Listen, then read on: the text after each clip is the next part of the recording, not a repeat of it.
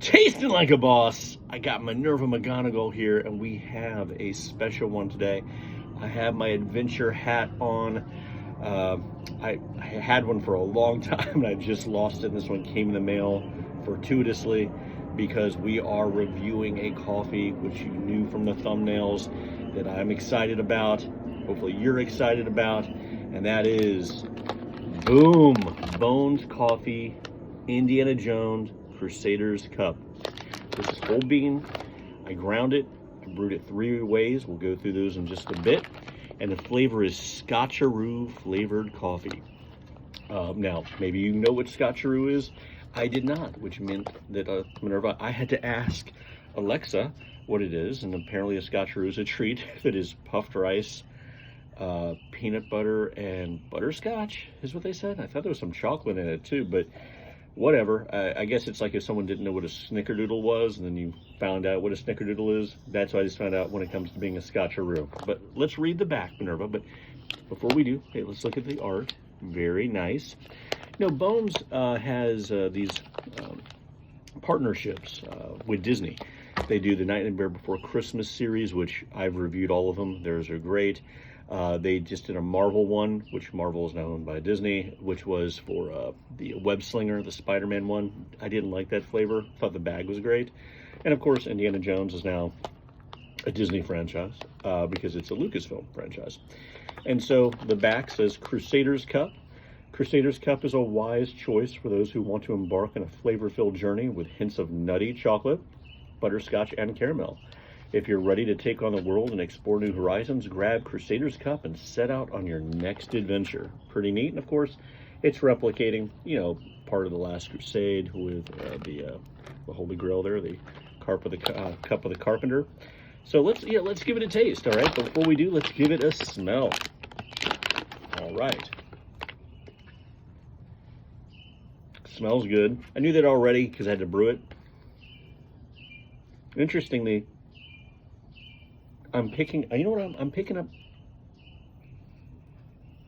almost hints of coconut, which I don't think there's coconut in here, but I'm pulling that flavor out. So make sure I didn't have like coconut lotion on myself. I don't know why I would think that. I don't put coconut lotion on myself, but yeah, smells good. Does it smell like a Scotcheroo? I don't know. Oh, Minerva's out. All right, so how are we gonna do it? 3-way review, guys. We have it in cold brew. We have it in drip. Yes, I'm really bonesing it up today. I got it in drip and my Hadestown mug. Anybody want a drink? And espresso. So let's go right from the beginning, go as we normally do from cold brew to espresso. So let's do the cold brew first. Not a lot of smell coming off the cold brew, not atypical. Tasting like a boss. Here we go. Fingers crossed, fingers crossed.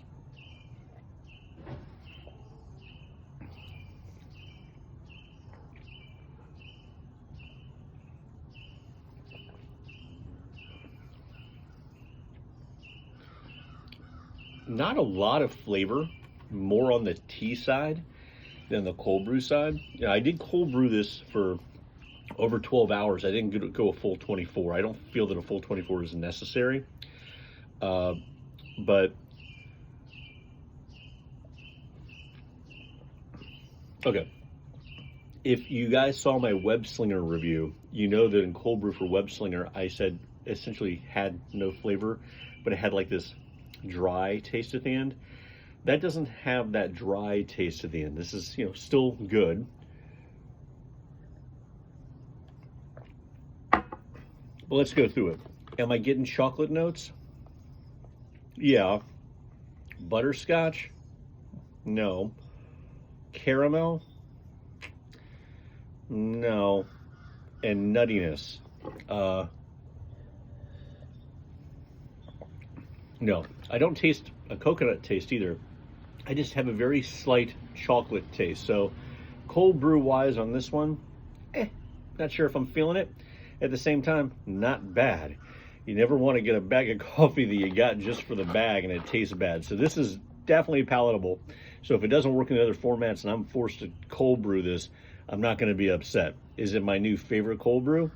No, it's not going to be the case, but come on, let's be real. You know, that's a high standard, right? So let's move to the drip. Now here. Now you're really sensing the notes now. I can smell the caramel, a little nuttiness, and the chocolate. Smells good. It's not super intense smell-wise. I mean, some of these other ones we've been doing, you open up the bag and it's just boom, just takes up the whole room. But here we go, on the drip, tasting like a boss.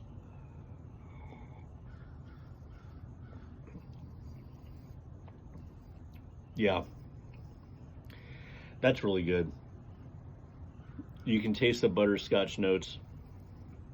The chocolate's there. That, you know, everything it's advertised to be. That's what it tastes like. Not overwhelmingly so, okay? I don't want you going out there going, wow, this is the most intense flavored coffee I've ever had. No, I'm not sensing that. It's subtly done.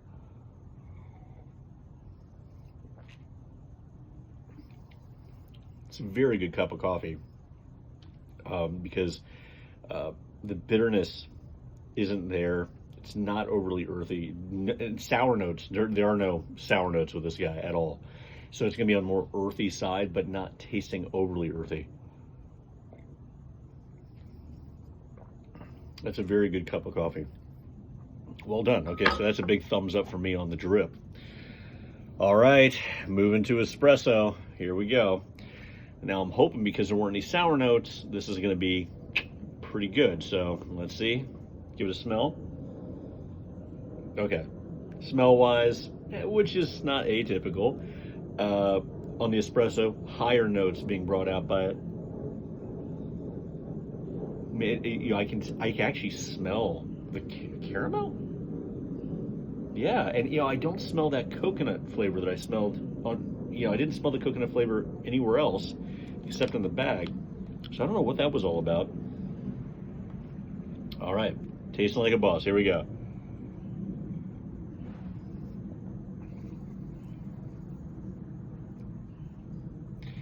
Now, on the espresso, you know, that's so weird. No sour notes at all on the other brews.